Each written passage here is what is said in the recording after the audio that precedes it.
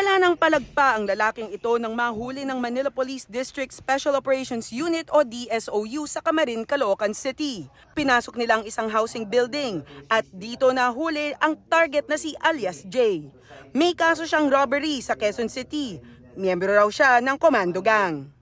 Komando Gang kasi ito yung mga pangkat sa loob ng kulungan kung saan nga kung mapapasok ka sa mga city jail at sa New Bilibid Prison, isa ito sa malalaking pangkat doon. Hindi nagpa-interview ang kawatan. Wala rin daw siyang idea kung sino ang nagreklamo laban sa kanya. Kakain lang sana ang babaeng ito sa Ermita, Manila nang lapitan ng Manila District Police Office Intelligence Operations Unit o DPIOU. 17 kaso ng qualified theft ang hinaharap ni alias Chris. Bantay sa lakay daw pala kasi siya sa bahay ng dati niyang employer. Alamang dati niyang employer ito. Kasi pag qualified theft, mostly kasambahay ito tingin ko. Yun ang naging dahilan kung bakit siya nagkaroon ng kasong qualified theft.